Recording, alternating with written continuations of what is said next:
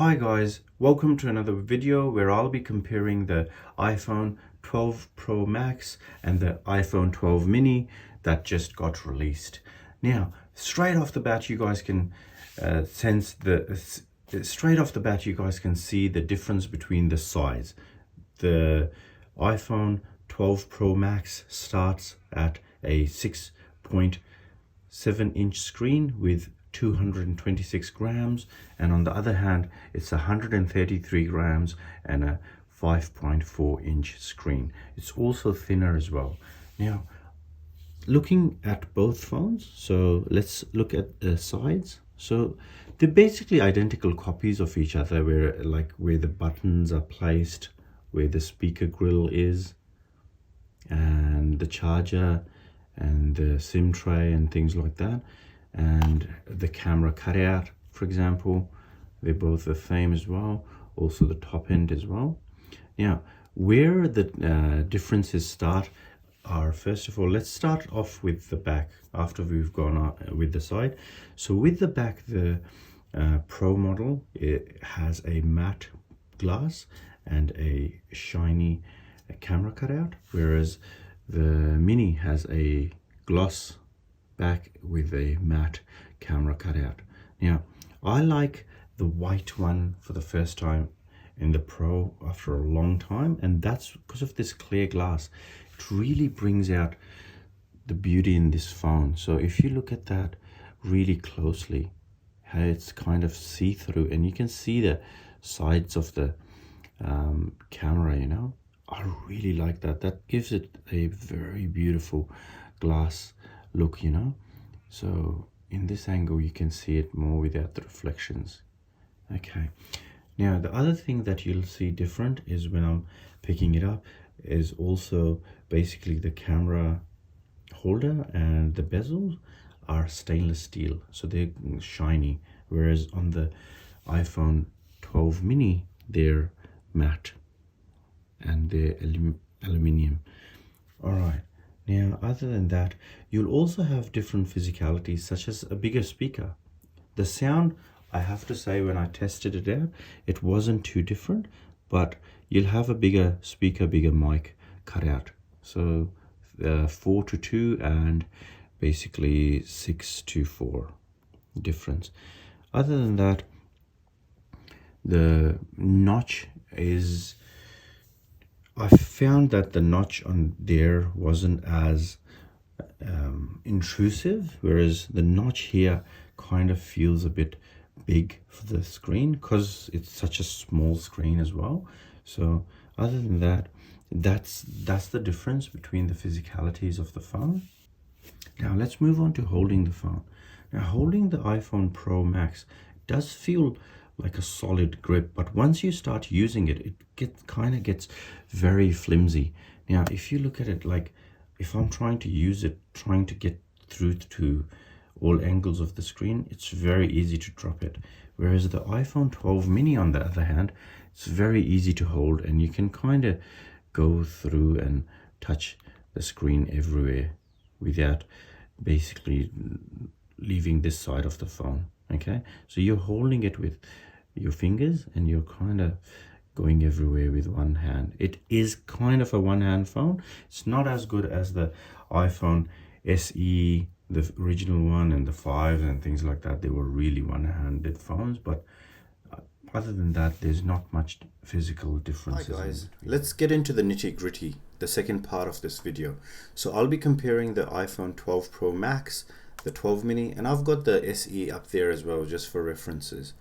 Now, straight off, so I've discussed the screen size already, and the other thing is obviously that I didn't talk about the physicality is I wanted to talk to you guys about it here, is the third lens, the 2.5 times 2.2 aperture extra lens that the iPhone Pro Max has, which is a slightly better lens than even the Pro. For the first time, the Pro Max gets that, and also the inclusion, which is, again, you can say is a physicality as well, but it's a physical difference as well, but the LiDAR sensor, which will be helping with augmented reality, and also autofocus in low light and things like that, and a much better night mode photo. I'll be doing a very camera focused video very soon, so I'll be bringing that to you guys as well. Now, regarding to the similarities, the chips are exactly the same. Both have the A14 chip. However, the Pro Max is the only iPhone that comes with 6 gigs of RAMs, and also a larger battery. The larger screen has been offset by a larger battery, but the larger battery Apple is claiming gives a massive 5-hour difference, and I have noticed that with heavy use.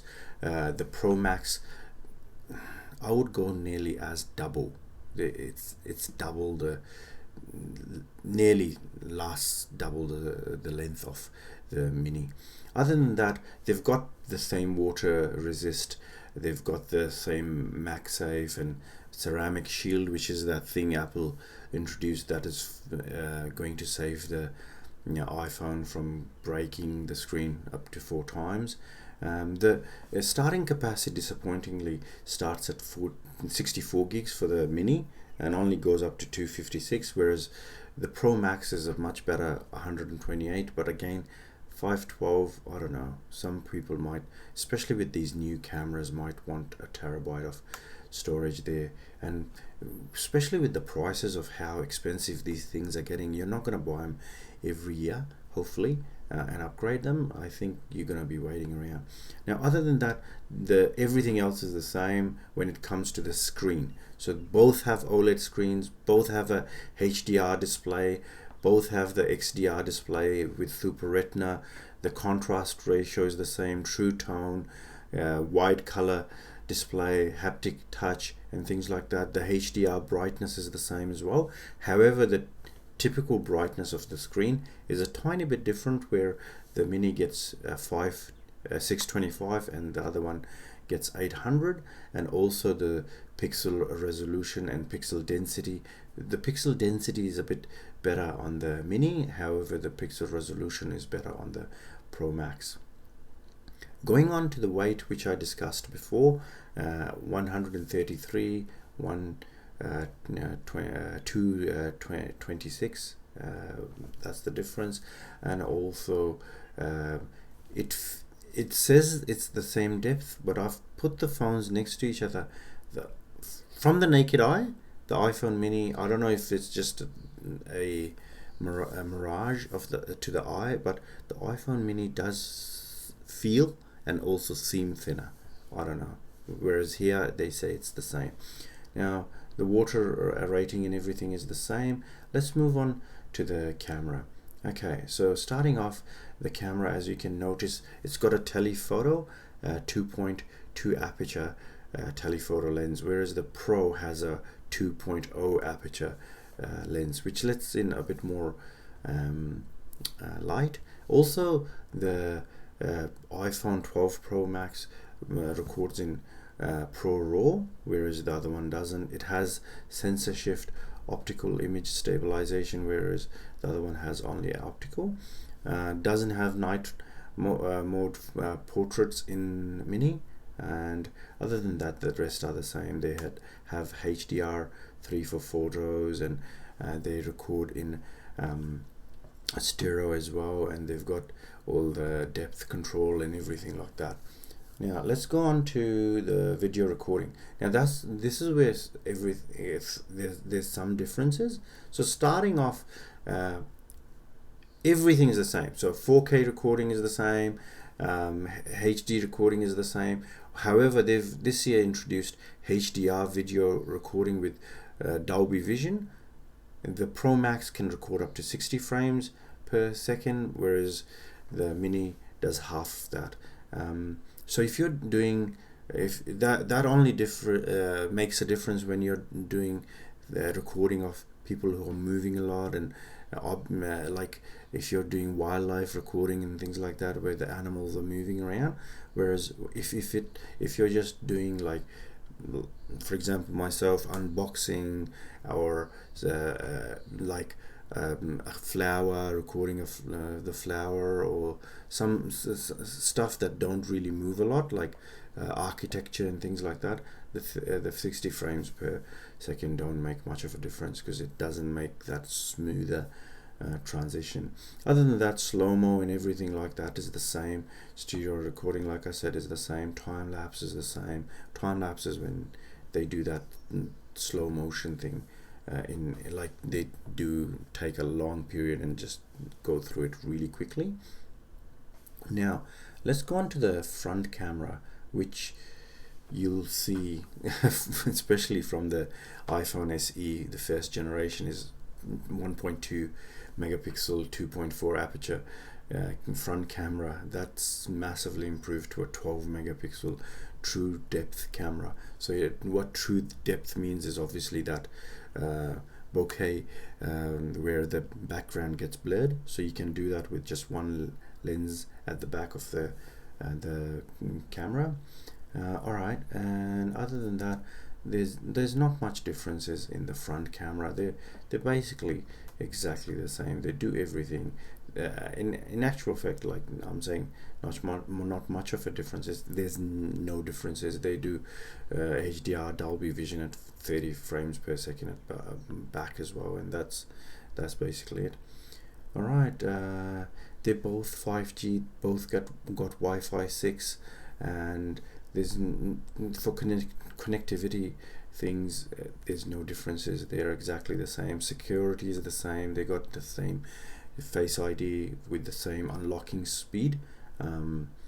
Apple Pay, video calling and audio calling, it's all the basic same. There hasn't been any differences in that. And audio playback's the same.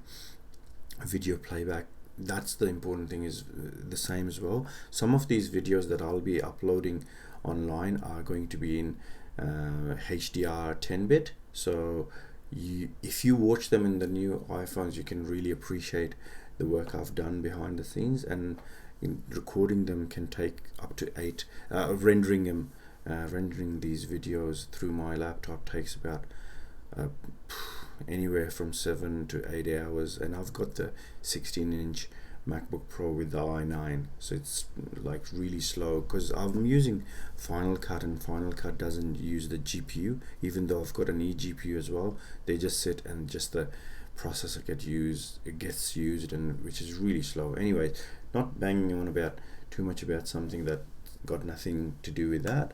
So moving on to the battery life, yeah, so that's where the difference is. In audio playback there's a massive difference. In video playback there's a tiny bit of a difference, and video streaming there's a tiny bit of a difference. But realistically, if you look at that, like if you look at the video playback in the iPhone SE, is 13 hours, you know, that's pretty good. Like, yeah, so they both got the same charges and everything like that. They don't have anything included. They've got all the sensors as well, except for obviously the LiDAR sensor being the difference, and that's basically it. Okay, all right, I hope you liked this video. Thanks for watching that video. I hope you enjoyed it. If you aren't subscribed, please do subscribe, give it a like, and follow us on Patreon as well, and support us to see more content. Thank you. Bye.